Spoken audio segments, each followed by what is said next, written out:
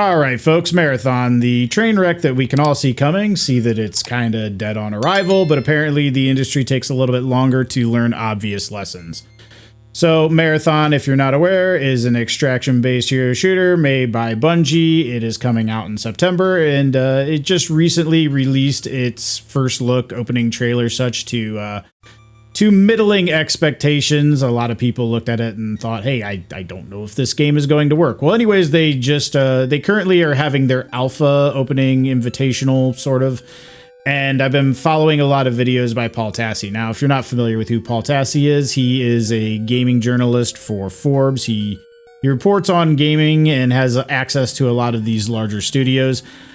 To label him Access Media, I think, would be very important because he is incentivized to a certain degree to be slightly overly positive when it comes to evaluating projects like this. From, larger studios, the BioWares and the Bungies of the world, simply because, when you're Access Media, you're only as credible as the relevance of those you actually have access to. So career-wise, he is attached to the AAA industry to a certain extent. I find that, when you look at people like this, you're always going to get the rosiest version of, expectations, so to speak.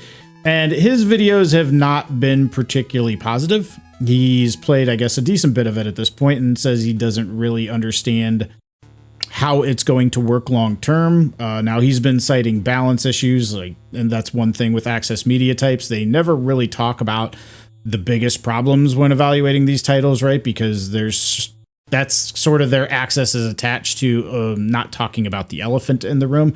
And that's not to say that Marathon is balanced. I'm sure it has serious balance issues, particularly in an alpha state. But he's also advocated for the game getting delayed. So generally, a guy like this is not the type to sound the alarm, to raise any flags, to say, hey, I don't think this might work out, guys. This is not the guy who's going to be calling that out. So for him to say, hey, this has some problems, it definitely rings a little bit truer, because this is not the type of guy who's generally going to highlight those problems publicly, at least. Now, I also want to talk about Concord, because I think a lot of people have made, comparisons between Concord and Marathon. They've called it, Concord 2.0. And while I think those comparisons might be a little bit hyperbolic, I think it's important to talk about some of the reasons that Concord failed, because there's some of the same challenges that Marathon will have. And there are also some of the same challenges that those who are Access Media have not been honest about when evaluating Concord's failure. Right? They're actively incentivized to not talk about the elephant in the room. Now, let's go over a few of the issues that Concord had, namely being that it was a hero shooter. A lot of people stated that was the reason for its failure, said, hey, the hero shooter, you're 10 years too late to that party. Granted, Marvel Rivals came around a few months later and proved that was all absolute horseshit, but that was definitely the play of the Access Media when looking at the failure of Concord, right? And mind you, I don't think Marathon is entirely Concord. I don't think Marathon will, only live 10 days. But Concord, it was a hero shooter that didn't do anything particularly interesting within the genre that it was in. So far, what I'm hearing about Marathon is it's a hero shooter that doesn't do anything particularly interesting within the genre that it's in. Strange dichotomy there, if you will.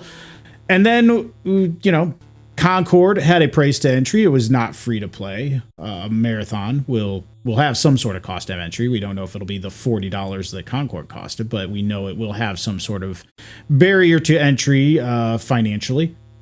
And had Concord lasted longer than 10 days, its long-term monetization would have ultimately been tied to, designs, cosmetics for poorly designed, terrible-looking heroes. And Marathon, if it succeeds, will ultimately have to monetize cosmetics for poorly designed, terrible-looking heroes. And this is the part that I think the Access Media doesn't want to talk about, because when you start getting into pointing out some of the ridiculousness of the artistic choices, that's where they tend to draw the line. That's the thing that shall not be named. That's the thing that we cannot talk about.